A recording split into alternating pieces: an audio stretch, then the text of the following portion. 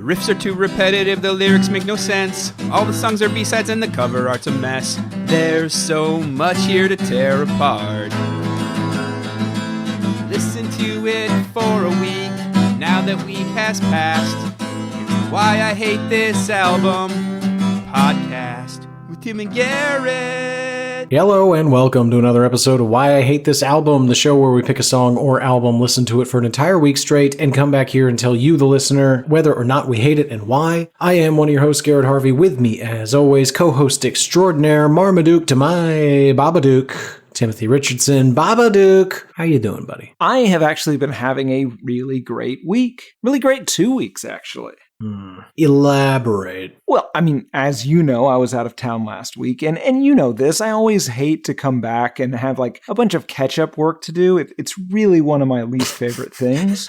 Catch-up work? Yeah. Catch-up work on what? You know, things I have, you know. Let me explain. I decided this Ketchup, like ketchup, C-A, or ketchup, like K-E? Not the tomato paste. Okay, just making sure that you weren't about to fucking walk us through your new ketchup work. No, go ahead.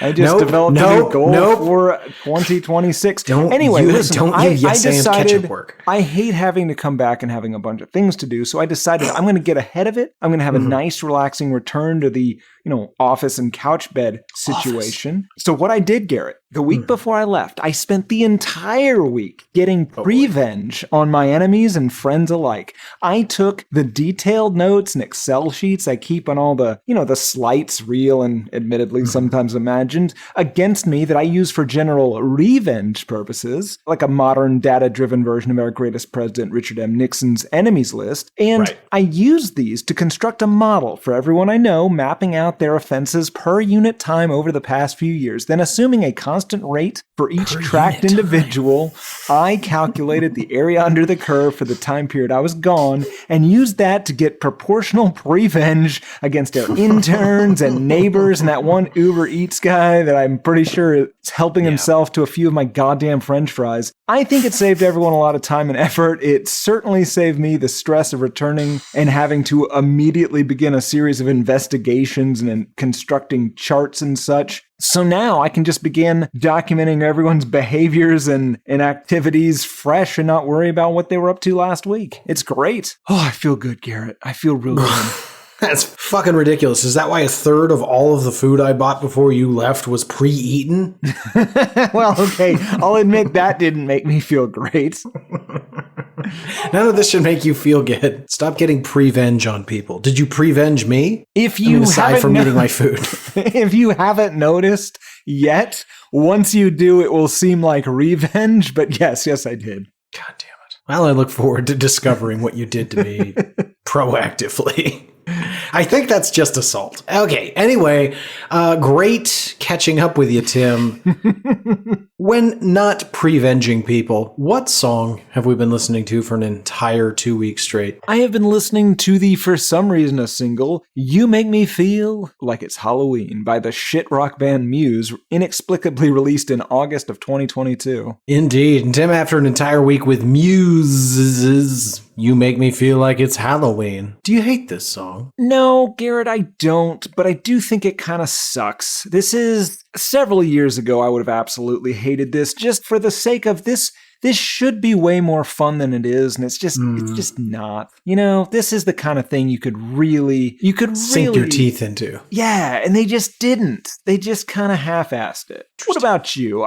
This has the kind of 80s vibe to it, so I assume you love it despite its at best mediocrity? Yeah, when you know. I'm not going to try to debate you here. You pretty much nailed it. Fails to deliver on a fantastic premise. At times, it reaches high highs with incredible low lows, and musically, I am super into it. You sound like you have a lot of documents. What in the fuck are you doing? Oh, Garrett, I'm, there's some charts and graphs and things from my prevenge thing that I'm now look. I think I might have gone too far. Always. There's no think. You always go too far. That's why we had to stop the prank wars. Mutually assured destruction.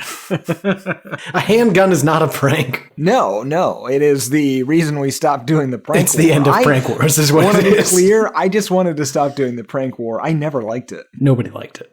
Nobody liked it. We're not those people. No. We are enders of wars, not participants. Okay, well, with that incredibly ominous statement out in the public, let's continue. I'm curious, Tim, this is a conversation we've never had before. I've known you, 18, 20 years? Tough to say. 22 years, Garrett. Remains to be seen, but safe to say, longer than 8. And over those 8+ years, I've never asked you this question. Tim, what's your history with Muse? Basically none, Garrett. I've never heard the song of the week before. I'm sure I would recognize a few Muse songs. I could not name you one. Muse is like Maroon 5 in that I've never once been in the slightest bit interested in their music, in listening to them and learning about them. I don't care. I just don't care. Yeah, and I've never heard this song before either. Garrett, you've often compared me to your Dora Maar, your Eddie Sedgwick, your Uma Thurman, history's 3 most famous muses. I assume you're a fan of this band? No, you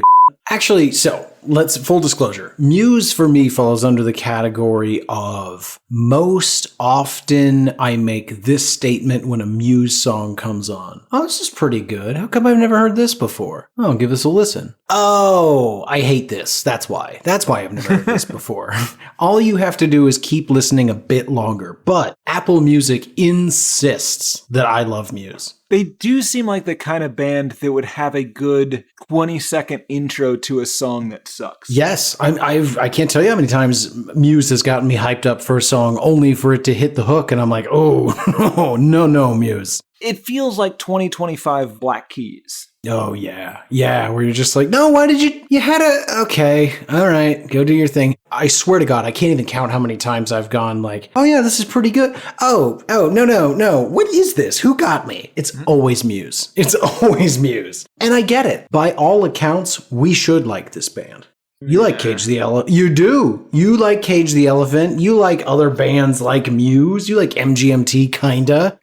I like a Cage the Elephant album. MGMT, I don't know that I can say I like MGMT. Fair enough. Anyway, that's your history. That's my history. That is to say, we seem to be actively avoiding Muse at all costs, despite the universe thrusting it upon us. Well, I'm going to be honest. I'm going to make a powerful argument, Garrett, that the next 6 weeks of our show should be exclusively Muse in the history, but we will get there. I mean, if it's passionate, you have a chance at winning me over. I will be open-minded. Before we can do that, though, I'm very curious to hear your impassioned argument. I will say I do know part of one Muse song. Did you ever hear that, like, meh, meh, meh, meh, meh, meh, meh, meh, meh, meh? Do you know that song? That's how it starts? No? Not the way you're doing it. Oh, that's rude. It's true, though. I don't think so. I'm sure our listeners know exactly what I'm talking about. All right, well, if you don't know the song.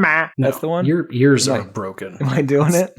No, God damn it. All right, Tim, that's our history. That is to say, we have none. Let's hear it. What is your argument? What is their history? How does a Muse happen? And most importantly, how do we get You Make Me Feel Like It's Halloween? This band of Englishmen was founded in 1994 in the seaside town of Teaganmouth, Devon in southwest England by Matt Bellamy, Chris Wolstenholme, and Dominic Howard. You know, Tim, if you didn't do the history, you don't have to make up a bunch of fucking silly made-up places and names. You can just say, I don't know. It's not going to get better, Garrett. Matt Bellamy was born in Cambridgeshire, England, and his dad was a guitarist in a band called the Tornadoes. Now, fun fact about the Tornadoes, they were almost the Beatles, if they were slightly more talented. Now, I say that because in 1962, 2 years before the Beatles had a #1 single in the US, 2 years before the Animals had a #1 single in the US, 3 years before the Stones had a #1 single in the US, the Tornadoes had the very first ever US Billboard Hot 100 single by a British band with their song Telstar, or possibly Telestar.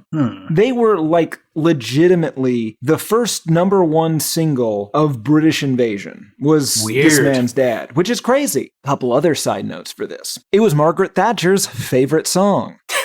Must have been a real banger. It also got the writer, Joe Meek, accused of plagiarism. Apparently there was a movie that had a very similar melody that came out a little bit before it that he allegedly hadn't seen. Now, there was a lawsuit about this that was ultimately decided in Meek's favor, unfortunately, 3 weeks after his 1967 suicide. Oh, Jesus. Yeah. Anywho, Matty B's parents moved to Teaganmouth from Cambridgeshire. They got divorced, and he started playing piano and guitar as a boy. Dominic Howard and Chris Wolstenholme, aka Chromes, had less interesting family stories, but both of their families eventually moved to Teaganmouth when they were boys, and both became childhood drummists. And just so I'm clear, because I've not seen it written, are you saying Teaganmouth? Teaganmouth. Teagnmouth.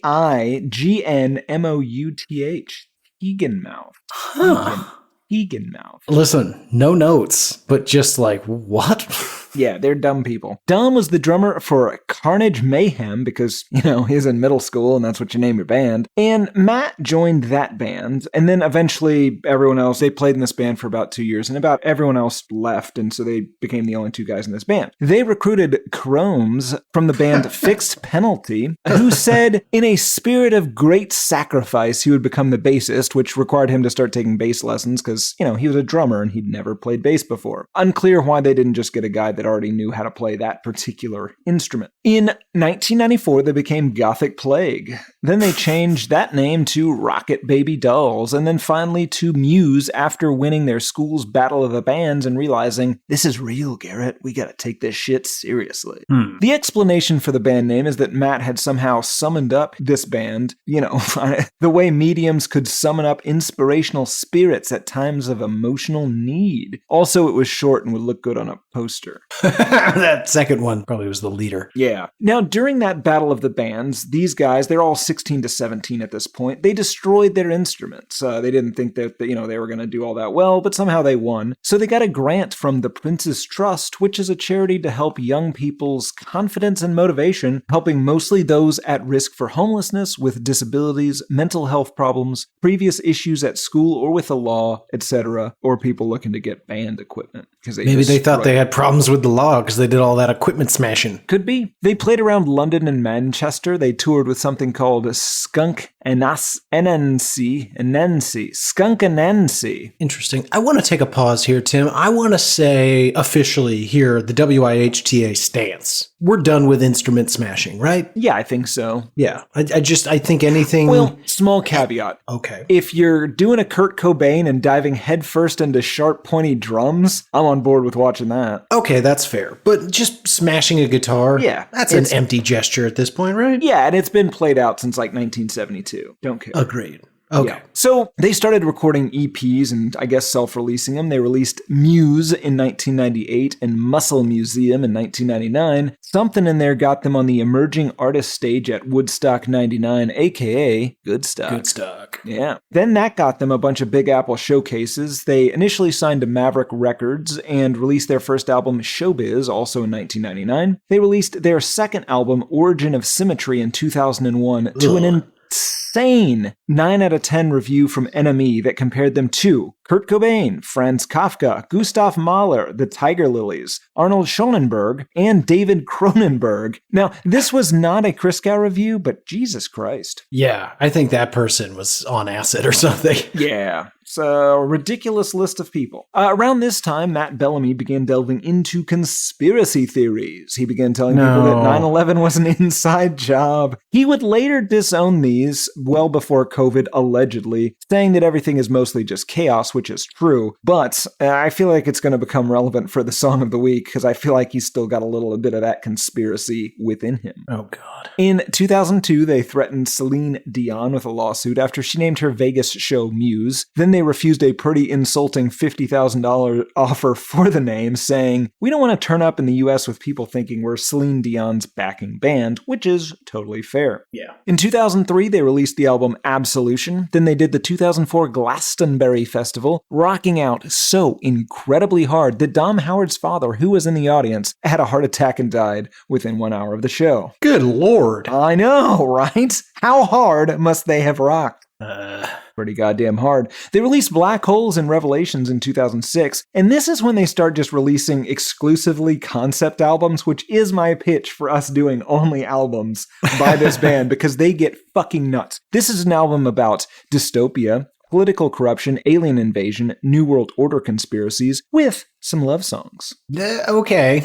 Chrome's Wolstenholme had to go into rehab for alcoholism after that. He would later say in an interview that he was having panic attacks and also frequently vomiting lots of blood, but he said it took him quite a while to realize that the blood vomiting was indicative of some sort of serious underlying thing. Good Lord. Listeners, if you've got blood coming out of any of your holes, that's usually a pretty good sign to go to the doctor. Yes. Unless it's a hole you made, unless it's a new hole. Then, if it's a hole that should be bleeding, that's okay. If it's a hole that should not be bleeding, that's a problem. Yes. Yes, well put. Muse released The Resistance in 2009, a concept album based on The Resistance. Then they did the lead single for my personal favorite Twilight film, Eclipse. That song was, of course, Neutron Star Collision, Love is Forever. In 2009, Matt said he was not that pleased when Fox News' Glenn Beck started using their music and lyrics, both as bumper music and also to make points about God knows what kind of nonsense, probably about the revolution. This was, of course, before Glenn Beck morphed into KFC's founder, Colonel Harlan Sanders. I legitimately forgot about Glenn Beck. Yeah. What a douchebag. In 2011, Matt got engaged to and had a kid with Kate Hudson, making Garrett, and this is true, quite jealous. Nice. They released The Second Law in 2012, a concept album about societal collapse, totalitarianism, a deteriorating planet that its inhabitants can no longer live on, and the second law of thermodynamics. That's probably the one I know the best and has the song Am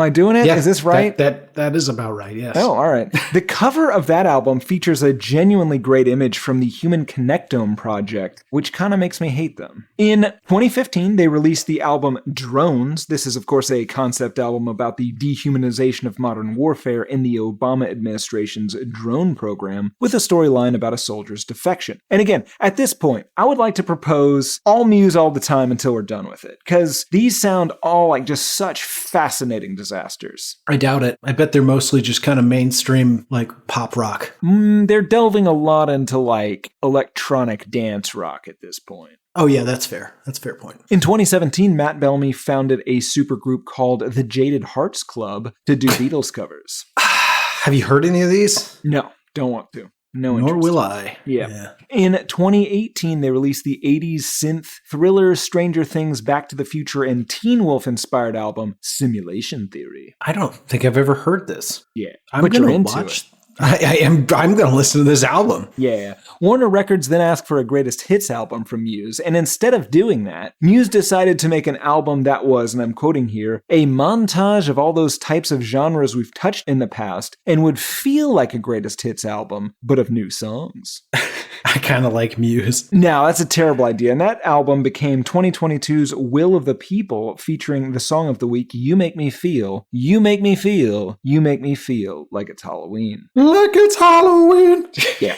And that's pretty much it. These guys make weird science fiction concept albums that are, as best I can tell, just synthy, dance, electronic rock. I don't care that much about any of it. Also, Matt Bellamy apparently got fooled by Loose Change. So that's embarrassing. Weird. Yeah. Anyway, that's this band. Peace and chaos be upon you. Chaos and peace to you as well. Great history, Tim. That is to say, neat and tidy. All right. Well, before we can talk about the song itself, it is customary here on the show to give you a little bit of a taste. So in case you're unfamiliar, I sure as hell was before this week, here's a listen of Muse and their sort of spooky You Make Me Feel Like It's Halloween. When you turn out the lights, you make me feel like it's Halloween. I think it's definitely spooky, Garrett. It feels, well, first I'm going to say, sadly, it's not a parody of an Aretha Franklin song. Yeah. Because that would have been fun. But it feels like an almost cover of that Rockwell song we did about somebody watching him. Remember? Oh, yeah. You open with the organ like this, and you're immediately reminding me of Rockwell, Somebody's Watching Me. Even the way he sings it is kind of like that. Oh, yeah, absolutely. I mean, this thing, before we get into the nitty gritty, we can open up by just saying, like, this has a weird 80s feel to it. At times, I'll dare say, Prince-esque. Yeah, I would also argue like John Carpenter-esque. I feel absolutely. Yeah, I mean, it's spooky. There's organ. I mean, I think it's probably a synthy. Well, thing. sure. It's an actual organ, but it's spooky. I think this is a legit spooky song. I think this makes it, or fits our, I don't know, the final quarter of the year's and the first quarter of next year's theme of spooky quite well. Can we shorten the amount of spooky months to maybe just one, the spooky month, October? No, because October is nowhere near the spookiest month. We had somebody write in. This was so sweet. Whoever this is, I saw this. I genuinely love that you said this. I'm not. I am making fun of you, but I'm not. I thank you for writing this in. I genuinely thought it was hilarious. Somebody wrote in and was like, "It shouldn't be Febu Spook. It should be Febu Scary." Thank you so much for listening, whoever you are. I love you. Garrett's conversely, in love with you. No. I was going to say conversely, and this is not an insult, but true. I fear you might not be getting like 40 to 65% of the jokes on this show. Oh, there are no jokes, Garrett. Oh, wow. It's only jokes? No. For legal purposes. Oh, yeah. Oh, sorry. Yes. Government. These are all jokes. Listeners, no jokes. That can't possibly hold up in court. All right, back to the song. As Tim said, opened with some strong synth and organ. It's a weird combination of John Carpenter's The Shape meets When Doves Cry. Because you have that like weird like drum machine. Yes. Yeah, because it still is like electronic dance rock, right? In Absolutely. The background. And I mean, okay, I am going to, we mentioned it up top. It's why we don't hate it, but boy, it's underwhelming. The writing doesn't live up to the premise, but musically, it's at least, it moves. It's not hard to listen to. Listen, a band like this at this point in their career, that would be like being like, well, this U2 album is poorly produced. No, it's not. Right. It's fine. Of course, it's gonna, like, this is a well-oiled machine at this point. It doesn't matter if you have anything to say. It's gonna sound, like pop music. It's fine. Okay, agreed. Alrighty, what else need to be said before we get into the content itself? We're firmly saying this is sort of a novelty song, right? Well, musically, sure. What does that mean? Well, I think that, I guess the lyrics you could consider as well, but I don't think this is a song about spooky Halloween at all.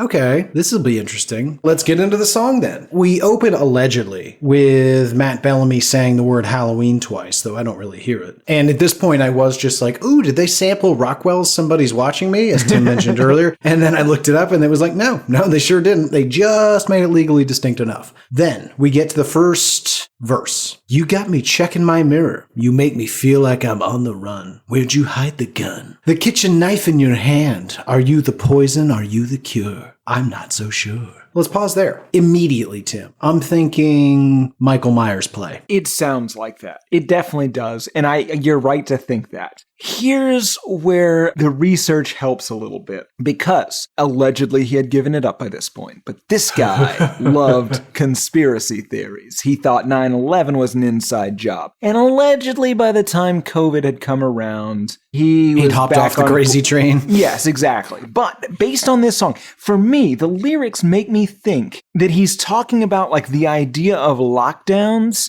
as a horror film. So I will build my case. It's not all in this first verse, but he has this thing where he's very paranoid, right? You got me checking my mirror. You make me feel like I'm on the run. Where'd you hide the gun, kitchen knife in your hand? But then he goes on, are you the poison? Are you the cure? I'm not so sure. Garrett, I'm going to get us demonetized here. I think he's questioning vaccines. Good news, Tim. You already have. Excellent. You've said 9/11 and COVID so many times already. Oh. We got demonetized 3.5 minutes ago. New record. Well, let me be clear then. I believe this is a song about how he hates lockdowns and doesn't think that vaccines are going to be helpful. God damn it. I'm just saying. It's all in the lyrics, Garrett. Are you the poison? Are you the cure? I'm not sure. If you're singing that in 2022, there's really only the one thing you could be singing about, especially if you're a crazy conspiracy guy. Okay, conversely, slightly happier version of things. Slightly. It's still pretty upsetting. What we're hearing is what I like to call Michael Myers play. She plays the shape.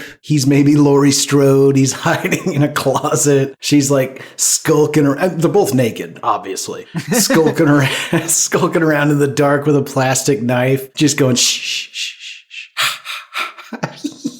Now, is she wearing the mask other than Of course. Okay. Yeah. Yeah, she's wearing the mask. He's got like a phone, but like the dial tone's dead or something. And he's hiding in the closet. Obviously, if she finds him, they fuck or whatever. Or she, pretends to stab him a bit and then they, Well, that brings me to the part where it gets interesting is he's not so sure if this is like healthy long term. He wants to be a good supportive lover, open-minded, but he's just like, this is like real weird. And I think like long term, we can't be doing this. That's always the question you have to ask when somebody brings something like this up in any sort of intimate context. Are you building up your confidence to do it for real? Oh God. Yeah. What if you get too carried away and he thinks he's just going to have a bang session instead she stabs him. Yeah. Yeah. Fair enough. Okay. So that's why you want to make sure you've got the gun, or you want to make sure you've got the gun because, the government's coming to force those vaccines.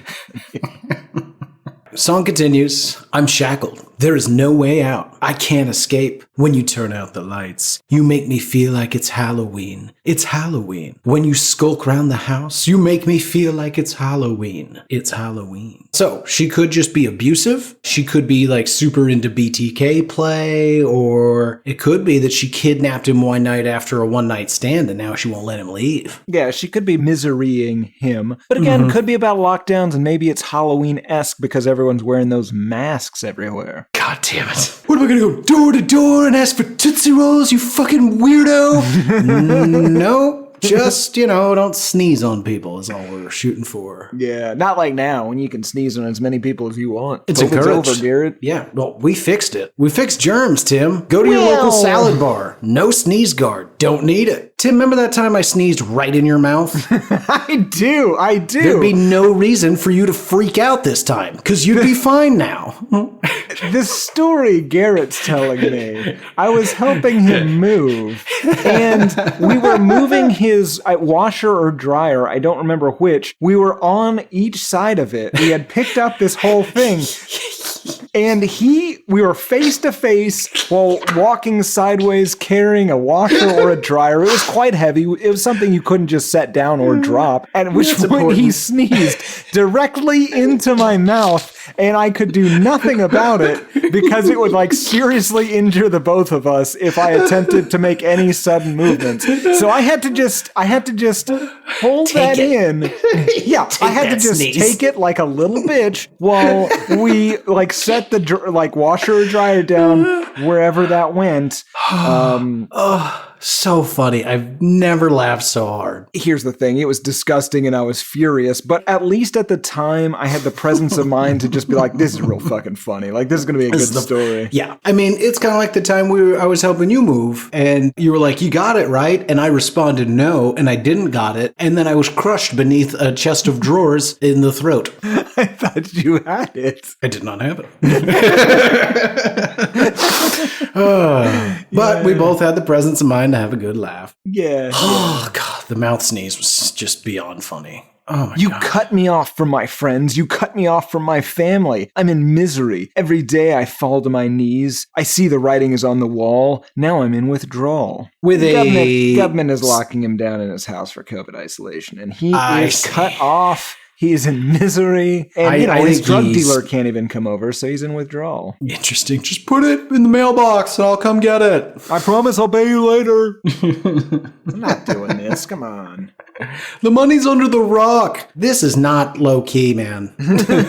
Your neighbors are out front. That's hilarious. So I read it more as like an abusive relationship where she's won't let him leave, and obviously you get the misery reference. You even hear, I'm your number one fan by What's Her Dick. Oh, and then a lady shrieks. I don't know if you noticed that. You get a good lady shriek. I did notice the shrieking. But then, Tim, we get to my favorite part of the entire song where there's a pretty nice, and this is very much Prince-styled, guitar solo. Really enjoy it. There's a quick musical breakdown that follows, and that's kind of the song. You get the chorus 2 more times and an outro by Vincent Price where he says, but you are the caretaker. Yeah, whatever the fuck that means. And so we've got a situation where either this is a song about a man who's a closeted psycho. No, let's put it a different way. A closeted conspiracy theorist, or as we like to say these days, senator. Or he is trapped, chained to a radiator, Boy George style, and is pleading to be let out, and not just for her nightly games of BTK play, where she stalks him, ties him up, and then abuses him in like the best way possible, but also like not healthy. Yeah, it's the best way possible, but it would be better not to have it at all. Right. Don't get chained to a radiator, Boy George style. No. Alrighty, Timmy, that brings us to the music video. I'll kick us off. You pause me at any point whatsoever. And of course, if I miss a single thing, you stop me dead. We got a real spooky music video here, folks. I'm going to try to make sure we hit it all, but not be pedantic about it. We begin with a group of what I thought were trick-or-treaters, because it does appear to be a bunch of kids standing outside of a very spooky house on Halloween. Interesting. I referred to them as tech ninjas. Well,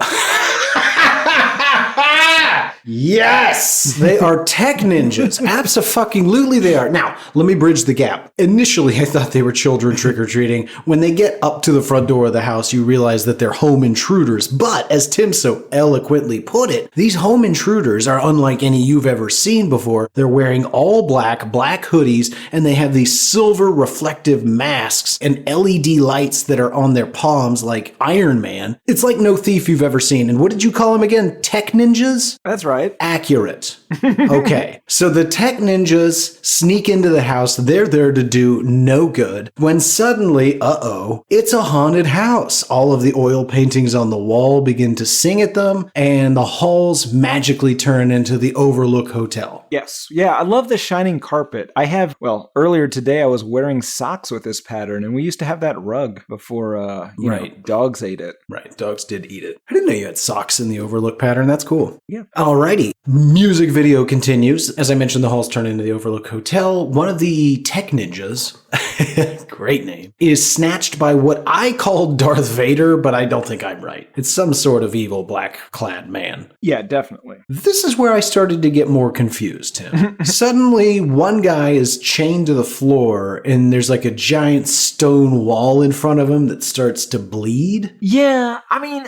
It reminded me of those, like, Rise of the Lycan movies. I don't know what that means. Oh, come on. It was like Mila Jovovich or the other one. Underworld. Sean made me go to all those movies. Underworld. You had to say the Underworld, right? No. Oh, man. We're going to have quite a weekend. The Raccoon City ones? No, it's the other one. Okay. It's the other one. It's the Underworld. Rise of the Lycan. When I was a boy, I really enjoyed her work in that Bruce Willis film. Oh, yeah. Lilu Dallas Multipass. Yeah. Good stuff. Alrighty. It was erotic. Oh, here's something I learned the other day. The director of that movie, I believe, impregnated a 16-year-old girl, married that girl. She had his baby. He divorced that girl, married the orange-haired girl from Fifth Element. And here's the kicker. The 16-year-old child bride, it's the blue opera lady in Fifth Element. So she had to hang out and watch her old ex-husband, who she just had baby, flirt with his new side piece. Huh. Yeah, it's all pretty fucked up in my opinion. I think he does all those Raccoon City movies too, and maybe these Underworld things. Damn it, you gotta get off the Raccoon City.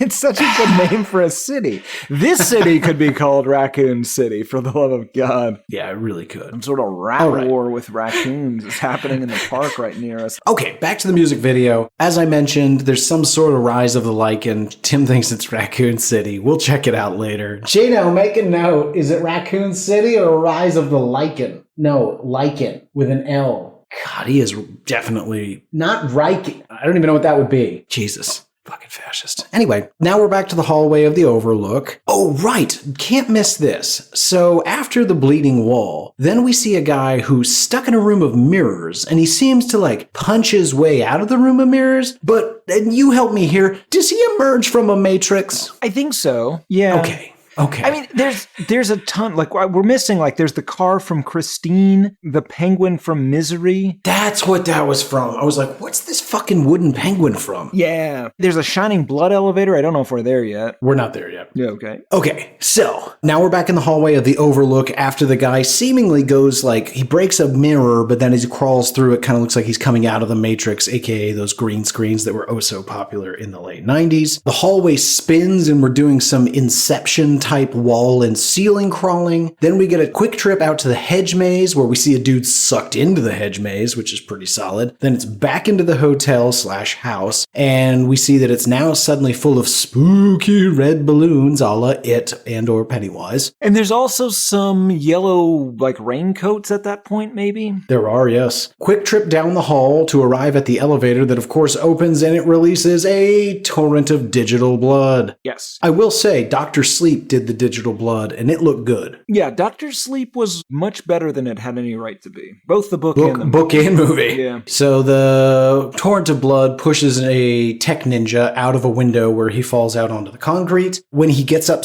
he is suddenly surrounded by other tech ninjas. This part was very confusing as well. He rips off his mask to reveal that he's wearing a Jason mask under that mask. And then he rips that off to reveal he's got a ghost face mask and then a Guy Fawkes mask. And I'm pretty confused at this point. Oh no, it's a Slipknot mask after that. Yeah. Yeah.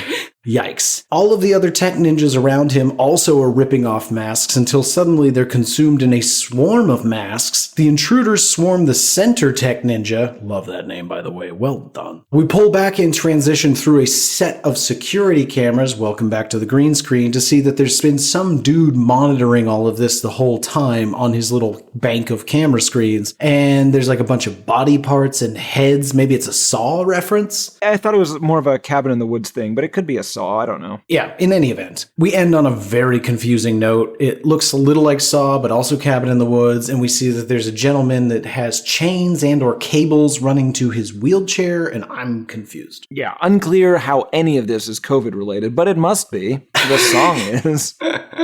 Maybe he's just a Halloween enthusiast and it means nothing. Okay, so just Halloween and 9/11 are his two things. Yes. Okay. Tim, how'd this thing do? Not awesome. It hit number 41 on the US Billboard Rock and Alternative Airplay chart. It did do okay in the UK. It hit number 3 on the UK Singles chart, but all the way up to number 1 on the UK Physical Singles chart. So I guess people bought physical copies of this? I don't understand. Yeah, I'm pretty confused by that statement. Yeah. Alrighty, that's how it did. What did people think of it? Well, we do not have a Robert Christgau review this week. There are 3 ratings on Amazon. They are all 5-star and no one bothered to leave a review, so it's off to lunatics leaving YouTube comments. Garrett, these are fun. TuneLink 5399 2 years ago, and this has been edited. I had a dream once where I was trapped in a mansion, and I eventually ended up escaping it. And this music video is starting to remind me of that dream because of the mansion and the person running through it. The mansion in this video looks almost exactly like the one I had to go through in my dream, and I was also being chased. I hate listening to people's dreams, god damn it! Yeah. Joseph Michael, 23, 1 year ago. I love Muse. They've been singing about the government since before it was cool, before Trump went into office. They had a big head version of Obama for your mama, Hillary Clinton, and other political figures way before Trump. Way before Trump. Muse always singing about the truth. What? I don't know. The Moon Dig 19 2 years ago. God is a narcissist. Period. What? I don't know, but it's true. I mean, anyone who would make an entire species in his own image is a little bit self-centered. If I was going to make an entire planet filled with aminals. Sexy centaurs. Gotcha. Ooh, shit. Yeah, you're into it too, right? I mean, what's a lady centaur? Is that still a centaur? What do you mean? Well, first I'm making sure that centaurs aren't just men. Oh, yeah. I mean, I assume there are lady centaurs. I'm going to find out. What is a lady centaur? A centaur? No. Centaurus or a centauride. Ooh, I love centaurus. Come to me, centaurus. I am Centaurus Cataclysma. Why are we talking about this? I don't know. David Gonzalez ZL3DZ, you make me feel like it's Halloween is the most goth way to say I love you I've ever heard. Yikes. God, sometimes you just meet people that find new and imaginative ways to make you despise them.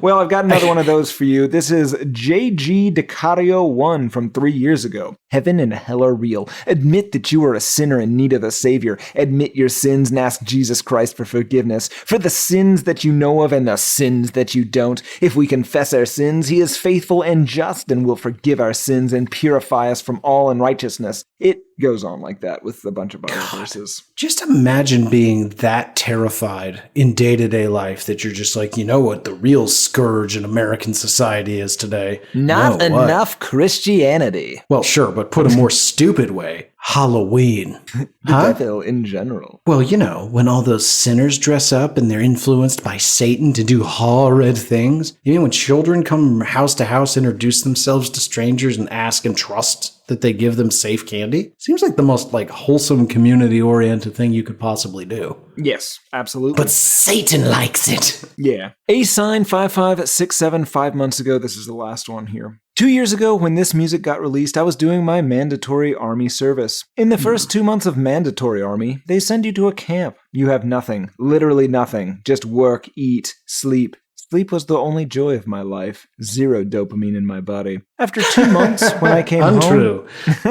After 2 months when I came home, I opened YouTube and this song was just released. You won't believe it, that moment was probably the highest I was on dopamine. No music has ever gave me the same feeling of joy. Today my mandatory army finished, and I came back to this music for memories. I'm very curious what country they live in. Yeah, it had kind of a Buster Bluth thing to it. My mandatory army. My mandatory army finished. They gave me these medals for bravery, mother.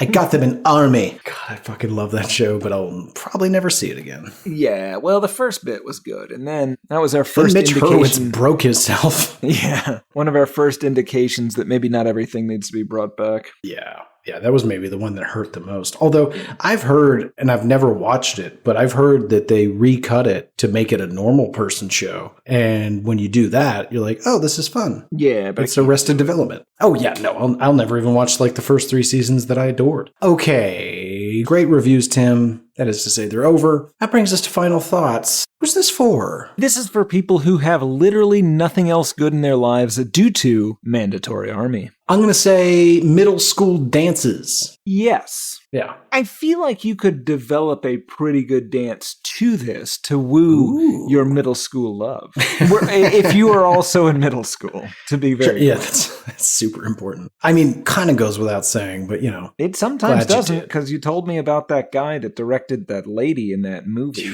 Yeah, I wonder how much of that was wrong. Yeah, we'll probably have to do a lot of research and figure out what the bleep of that. Because I think it's bang on. I think it's pretty spot on. Well, you might have been slandering a guy who did nothing wrong, so we'll see.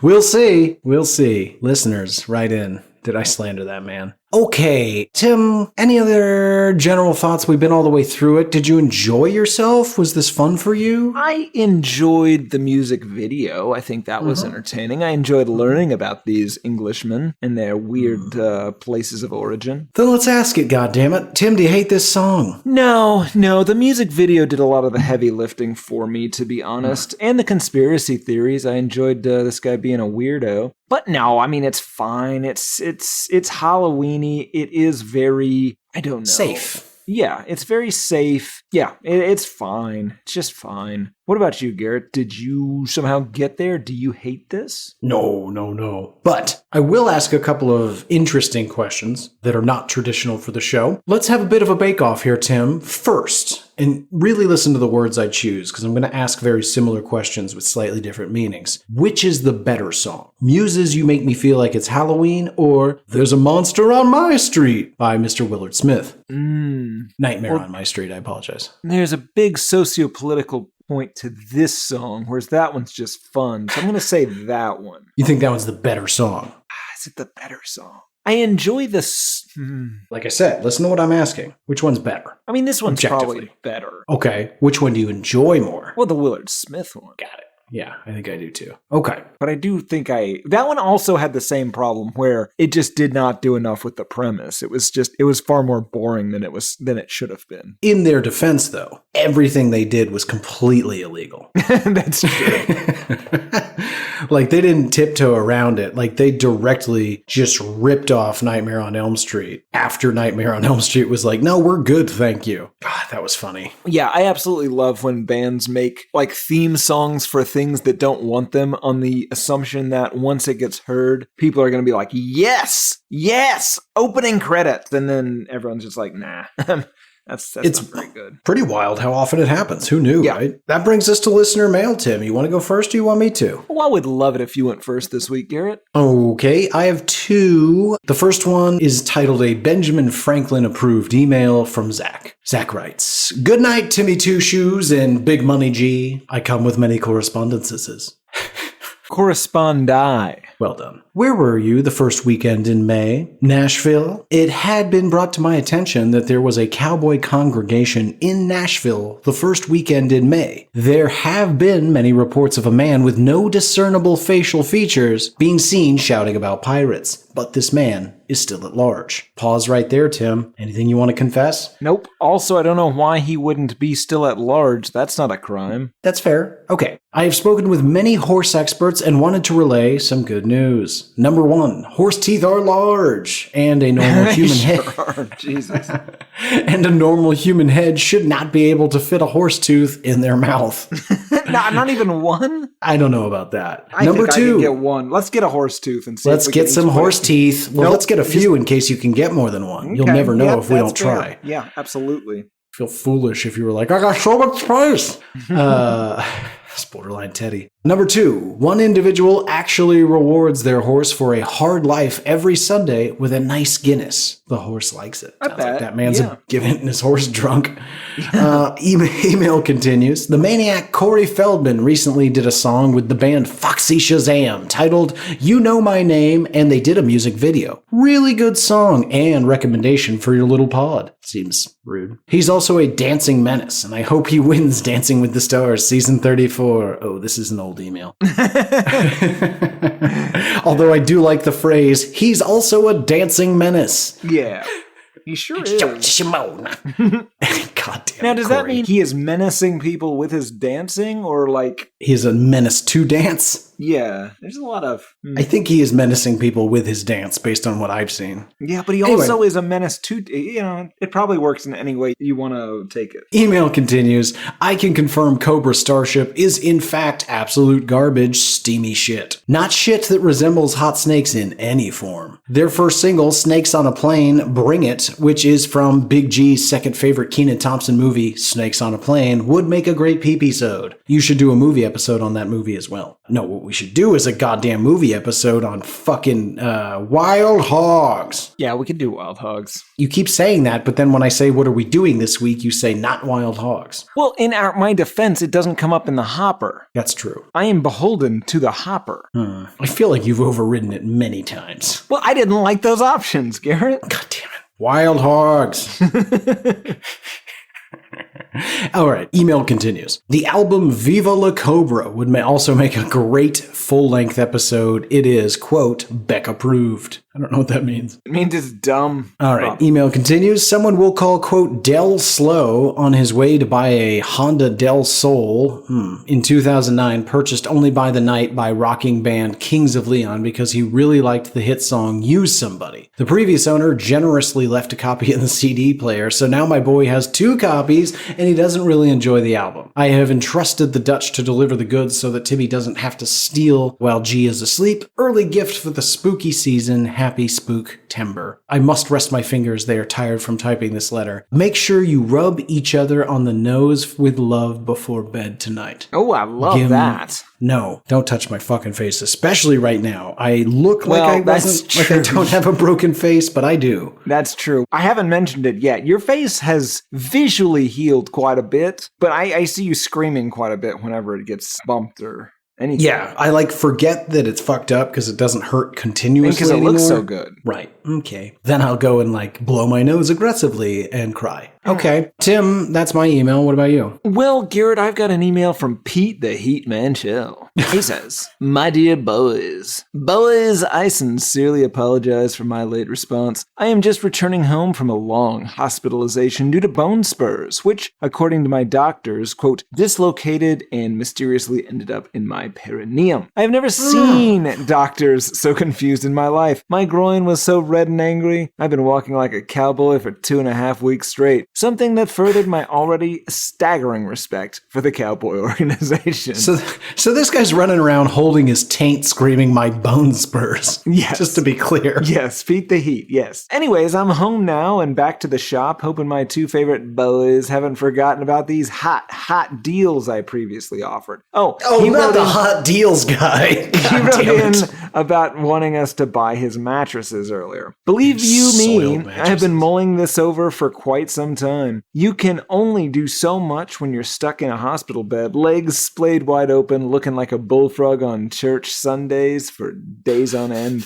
I understand your concerns regarding the couch bed situations, but am more than happy to get in contact with you both regarding the intern beds. I will warn, my supply chain has been disrupted due to the recent typhoon hitting the Philippines, though we have recently reestablished communication and are hopeful for continued supply within the next couple of weeks. I'm told the stench has lessened due to the latest drenching of salt water. That doesn't sound right. Please reach out if you are still serious about this incredible bargain. Yours, Pete the Heat Man Chill. Pete, I want to know, how are we buying? Is it by the pound, by the mattress? What are we talking here? 2, Tim, do the interns have beds? Not as far as I know. Yeah, I mean, they're sleeping it's just one somewhere. big room. Yeah, but it's more just like a pile, like puppies. Yes, that sounds I right. assume. I don't know. Once we lock that door at night, I sure as shit don't bother to look in there. No. Until we open it at 6 a.m. the next day. Yeah, they always run out like puppies, though. They're so happy. I was going to say, much like puppies. Yeah, very strange. Very strange. All right, great stuff, Tim. That brings us to music news of the weird. Should you go first, or would you like me to? Well, given that you went first last time, or at least with the emails, I feel like I should go first. It's the stupidest logic I've ever heard, but go ahead. Music news of the weird. In Super Bowl halftime show news, Garrett, Latin musician and sometimes WWE professional wrestler Bad Bunny, aka Benito Antonio Martinez Ocasio, aka the King of Latin Trap, has officially been chosen as the Super Bowl halftime show performer guy, and the absolute worst people you know are just freaking out about it. We have hit a point where I have to go Google what are people upset about. What I mean to say is, like, I read the initial article and was like, I think I'm missing something. Yes, well, Garrett, these idiots are pretty mad that Bad sings in Spanish, which is one of those terrorist languages. He isn't even American, despite being born in Puerto Rico, which, and this is true, is part of these United States of America. But to be clear, they're not saying any of this in a racist way. It is coincidental that he's Hispanic. It's more about him being a, quote, massive Trump hater, a, quote, anti-ICE activist, a, quote, middle finger to MAGA, with, quote, no songs in English. They have also called for him to be deported, unclear where to. It also has led to threats of ICE raids on the actual Super Bowl, which, honestly, do that. Have ICE agents storm and detain a stadium full of people that are rich enough to afford Super Bowl tickets. That's great. But my favorite part about this is that it has led to a bunch of amazing replacement suggestions. I'm going to give you 3. And we'll see what you do with these. A bunch of people, Garrett, suggested Creed. That's Creed. Okay, listen. I do not in any way support replacing Bad Bunny. And let me be clear, like, I'm not excited about that. But let me also be clear, I've never been excited about a halftime act in the history of the fucking Super Bowl, because they're always lame and not for me. Yes. So everyone just fucking relax. But let me be really clear here. Allow me to contradict myself. That'd be rad. Yeah. If you're gonna replace him, replace him with Creed. Like, I gotta be honest, Tim. Like, in the last several years, I've really softened to Creed. Like, it's not good music, but it makes me giggle really hard that, like, people were earnestly into this. Yeah, it's ridiculous. Laura Trump offered to perform. What does that even mean? She said, you know what? You can throw Laura Trump in there. Yeah, that's right. Imagine how upset people on the left would would be if something like that happened. It sort of makes me want to offer myself up. I've not been asked, but I'm going to offer it right now. She's doing one of those, like, listen, it's a joke, but like, if you want me to do it, I'll seriously do it. I was unaware that she was a musician, but apparently she released a presumably terrible cover of Thomas Petty's I Won't Back Down fairly recently. So... interesting. Gino, make a note.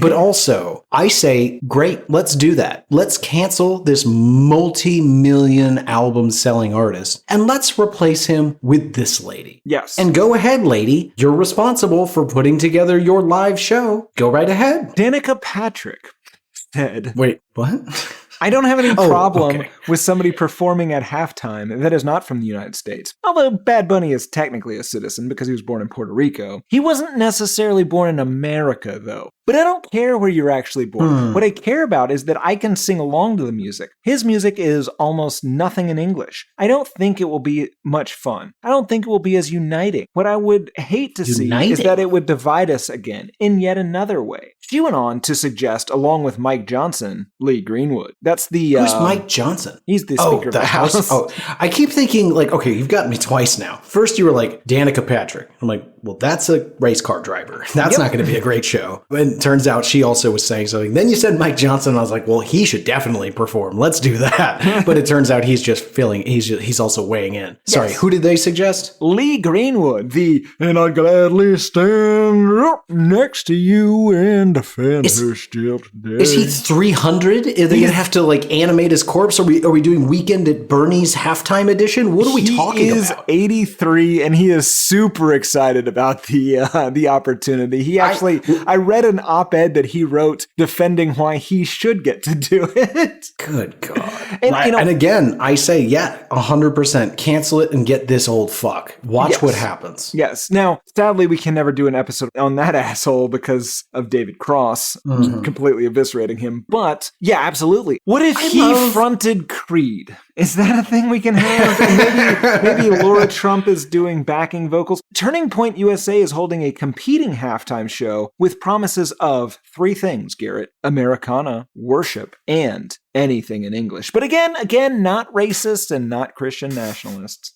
Worship? Yes. They didn't define it. They just said worship. Personally, though, I am much more excited about this year's Puppy Bowl, which I've been told will feature a team of highly trained German Shepherds taking on a team of terrified immigrants. God damn it. Oh, yeah, I hate to see it. Jesus Christ. So we're just going to jump past idiocracy and go straight to fascism. Yes. We're going to yearn for the society of idiocracy. Yes. Okay, who is the third recommendation? Lee Greenwood. Oh, okay. So we got Lee Greenwood. We've got Creed, and you got Laura Trump. There's a bunch of other ones. Those are the ones I found the 3 funniest. Yeah, sure. The Laura Trump. Listen, I say all three. All 3 are great candidates. And again, I'm not in no way supporting this. But like, let's all just put on our adult hats for like 8 seconds and just go, hey, we all know why they picked Bad Bunny though, right? It's not to troll the MAGA folks. It's not because we're trying to secretly overthrow the government and make everyone speak Spanish, which good luck with that. It's because he'll make the most money. Yes, but you have to understand the people that are doing this, were they in charge, they would pick somebody that would really own those libs like Laura Trump or Lee Greenwood or possibly Creed. I don't know. Maybe somebody, I feel like whoever's suggesting Creed just really wants to see Creed, a band that hasn't released an album in like 15 years and hasn't had a hit in like 20. Yeah, that guy's just opportunistic. That guy is Scott Stapp. You know what would really show him if we fucking hired Creed? Aren't you the lead singer? Well, that's exactly what Laura Trump did, though. But about Laura Trump. How can people be so brazenly stupid? I don't know, Garrett. God damn it. I hate everything. Yeah, me too. Do you have any news? I do. And it's a crazy mix this week. Strap the fuck in. First up, Tim, you remember Boozy Badass? No. He said some pretty unfortunate things like a year ago. We covered him like week after week, just saying one terrible thing after the next. Remember that? No, I'd shred it and burn it. Forget it.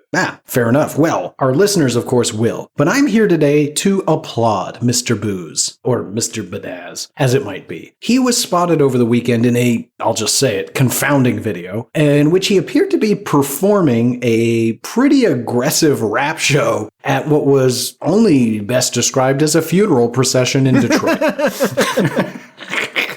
Now, okay, was the funeral into it, or was he doing this like at them? Let me explain, because I watched the video with zero context and was like, whoa, he kind of made it about him. So I investigated, and it turns out I, like many other social media users, jumped to the wrong conclusion. Once I learned what was really going on, it was actually fulfilling the poor deceased person's last wish. So they were a huge fan of Boozy, and they were trying to go see the Boozy before they died, and they got too sick, and they had to. Miss Alacia Johnson died on October 17th. She was just 26 years old. No, I'm sorry. She died on October 5th. Apologies. After a lengthy battle with cancer, and she had tried to go see Boozy, but she was too sick at the time. He caught wind of it and said, well, shit, I'm happy to come perform. And they were like, that would actually be amazing. And so if you talk to her parents, like, they were overjoyed. Everybody was thrilled he was there. So congratulations and thank you, Boozy, for doing something kind for somebody as a last wish. I want to be very clear. I want Laura Trump and Lee Greenwood to perform at my funeral.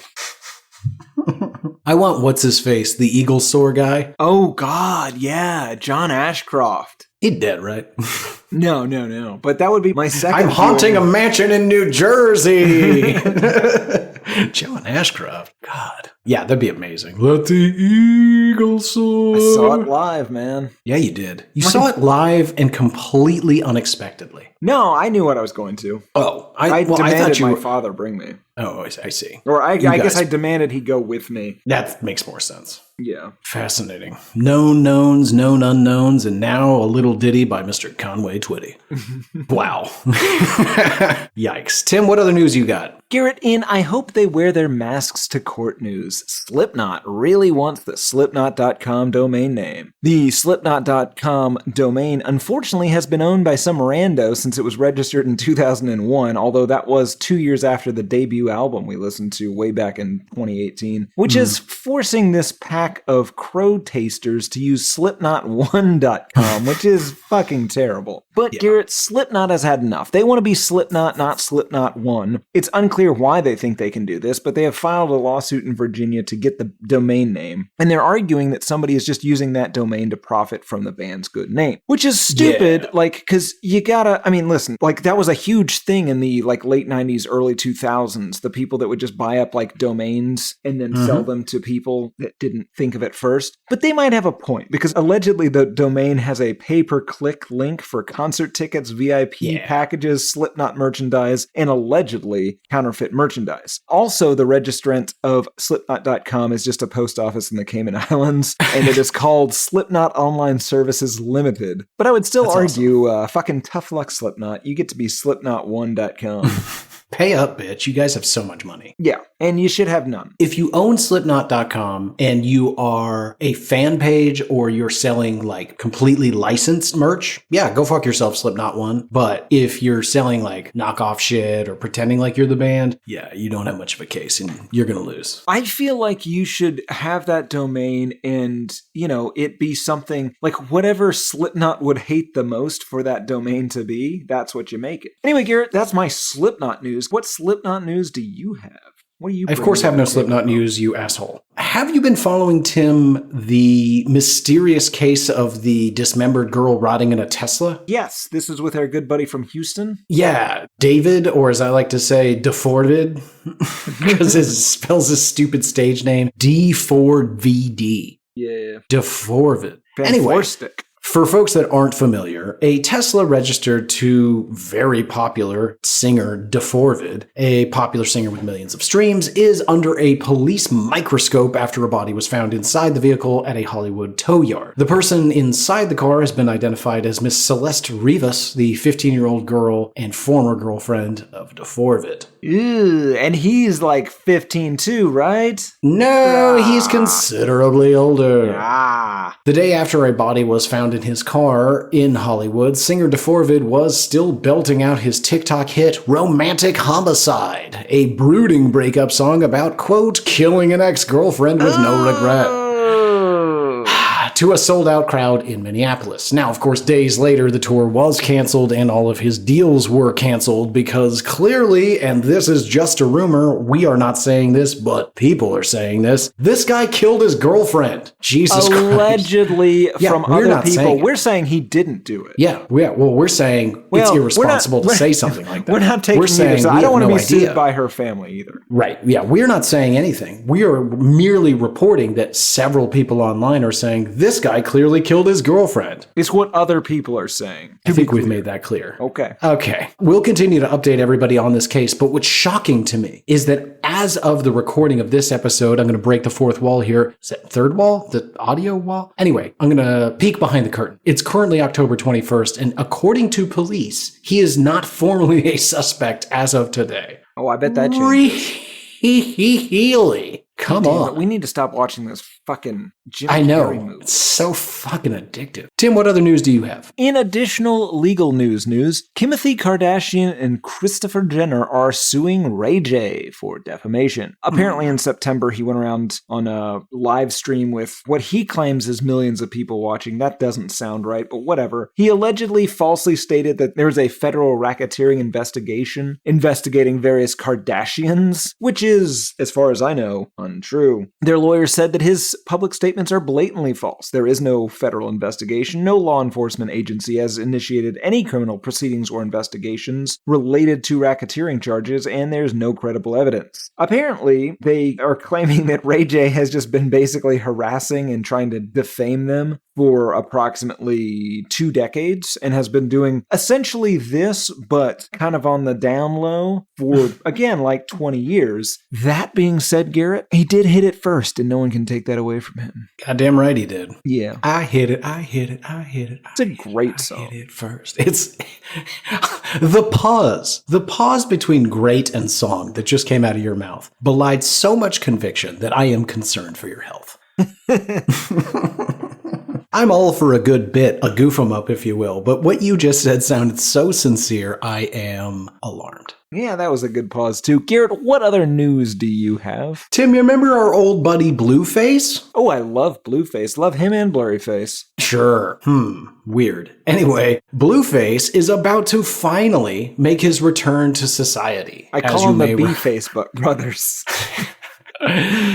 God damn it. Anyway, B-Face is nearly on the precipice of returning back to modern and civilized society, that is to say, not prison. Unfortunately, the moment he gets out, he may be facing yet another obstacle. The California rapper could potentially lose his music royalties if he continues to ignore a default summary judgment made for a woman named Jacqueline Martinez, who sued him in December of 2023 and was rewarded nearly $125,000. This April, he failed to respond to the suit, and now when he's about to get out of prison, he is about to lose even more money because she is going to begin seeking a garnishment of wages for his music publications because, she's not paying him. But what's even more interesting is if he refuses to pay and they don't get the wages garnished, I think this could potentially be like a violation of parole and he could go right fucking back to jail.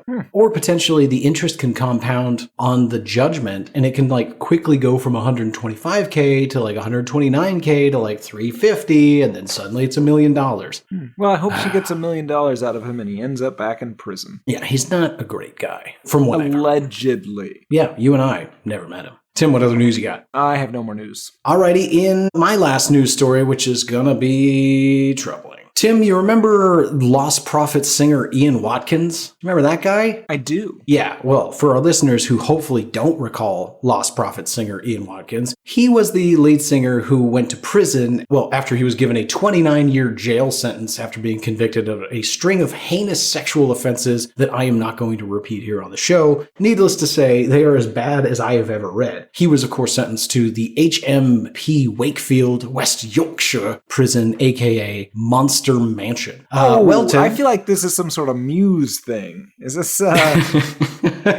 No, this is no fun song about Halloween because Lost Prophet singer Ian Watkins, who, and this is true, is a complete and total piece of shit, was stabbed to death after his throat was slashed quickly upon the opening of the cells just a few days ago. Oh, well, that's a shame. So fuck this guy, and we're glad he's dead. Okay, he's allegedly. No, I don't think so. Fuck this guy. I'm glad he's dead. He's a terrible man. Terrible man. Convicted, 29-year jail sentence. Okay, I'm probably going to bleep some of that. I hope you did. He tried to go a Serbian film with it. Yeah, but they got him. And then they got him. Even more shocking, Tim, 2 men have actually been arrested for the stabbing in what I would assume was going to be I don't know, it's weird, nobody saw anything situation. Yeah. We should also say, we give Limp Bizkit a lot of guff here on the show. But I want to say that our collective hearts go out to the family of Mr. Sam Rivers, the bass player and founding member of the metal band Limp Bizkit, who died just a few days ago at the age of 48. Sam, thank you for giving us a great deal of things to laugh at. Yes, also our hearts go out to Mr. Wes Borland. He is dressed as a spooky mime right now, or possibly some sort of futuristic robot, but I know that he is sad. And probably taking a great deal of attention away from the passing. Yeah, this is a guy Sam you do Rivers. not invite to your funeral. It will be as distracting as that thing you talked about earlier. Or just like dressing as a Thanos. Yeah. Alrighty, Tim, that brings us to the end of the show where we announce next album. So run up the hopper, toss them balls. What is the next album we'll be talking about? We're actually not going to do any balls this week, Garrett. You see, a few weeks ago, somebody named Una saved one of our interns from something. We don't need to go into it any more than that. Let's just say that he is a lot as a result of Una's actions. And if you save the life or freedom of one of our interns, you do get one single request that we have to honor. So next week, we are continuing into Spookvember with Type O Negative's October Rust. God damn it. Can't we do Thanksgiving theme? I guess that's not a thing. Turkey songs. Ooh. What is November? We got Veterans Day, November 11th. We could do military music. Why'd I gladly stand up? God damn it. Where at least I know I'm free, and I won't forget the men who died and gave that right to me. God, I hope he does the Super Bowl. He actually, what's weird, what's terrifying, he honestly might do the Super Bowl. That might be how this ends. He might do the Super Bowl, and he's definitely going to do at least 3 MMA events. And he might do every Super Bowl for the next 4 years. We don't know, and I would assume that he will. Listen, it's October right now, almost November, but it's October. Super Bowl's in February. If there's not a live execution on stage, I'll say we are ahead of the curve. We are not headed towards normal shit anymore. Yeah. Do you think it'll be... Wow. If it is, that's not good. Yeah. I mean, the other day I had to stick up for John Bolton. Oh, what kind of world is that? Yeah. Because that guy. Yeah. Seriously. But also, don't really want to live in a world where it's, super obvious that we're just going after our enemies here. Yeah. And he's got a good mustache. I mean, he does have a great everyone mustache. Has one good thing about them. What's yours? Is it your calves? It used to be my calves. My calves used to be great. Now the right one is fantastic, and the left one is still a bit atrophic from that time you fucking crippled me 15 years ago. Get it together, dude. Live in the now. Anyway, Garrett, what are you excited? I've heard this is how heroic Una was. We're doing an episode that I believe has a nu metal cover of a Neil Young song on it. I hope it's nu metal. I think it's more screaming. I don't know what Type O Negative is. Yeah, Una. Fuck you. Yeah. I also don't even remember this being a law. I'm taking it at face value, mostly because I don't feel like getting the charter out. Also, does somebody rebound them? It's no longer leather. Is the word you're looking for. Gerrymandered. Somebody has gerrymandered our bylaws. They are very Tim-centric. They support the interests of Tim. Yeah, Tim, I'm not excited about this. We joke a bit, but I earnestly hate that you extend Spooktober into other months. It makes me furious. I hate it too, Garrett. I don't want to do it either. No one's making you. Who's the making bylaws, you? Garrett. Goddamn bylaws. So gerrymandered. Febuspook, Garrett. That almost makes it worth it. It should be Febuscary. I know. It's possible that guy's a goddamn genius. Yeah, he might be upping the bit, in which case, joke's on Tim. And you. Not me, I got it the whole time. That's how you do it, gang. You're the stupid. All right, let's wrap things up. Folks, it's been a lot of fun, mostly. And when it wasn't, we edited it out. So you don't know. Join us next week when we'll be talking about this terrible Typo Negative album. I think I've heard other Typo Negative songs, but nothing this recent. So we'll see. As always, reach out to us, hatepodmail@gmail.com. We love getting those emails. We only pick the best, so hit us with some good questions, keep it brief, and of course, keep it entertaining. You can also find us on Instagram, that's HatePod. Threads is also HatePod. Twitter's Album HatePod. I'm G Harvey Tweets. And I think that's about it.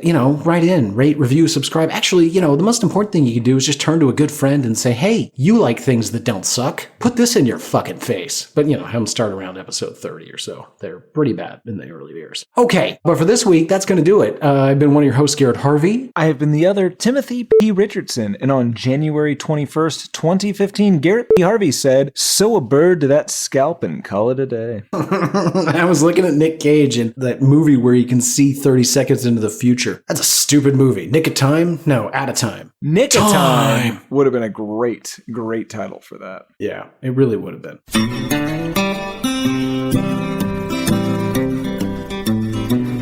There's cowboys running through my dreams.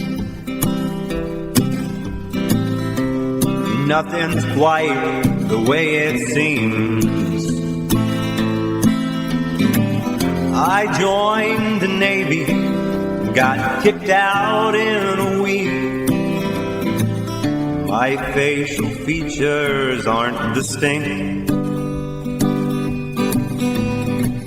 Try to find some meaning in these songs. The genius is a genius, got it wrong. No, it's a lobster murder sex thing. It's the bleaching of the rear. A full assault on both your ears. Riffs are too repetitive, the lyrics make no sense. All the songs are B-sides, the cover art's a mess. Listen to it for a week, now that week has passed. It's the Why I Hate This Album podcast with Tim and Gary.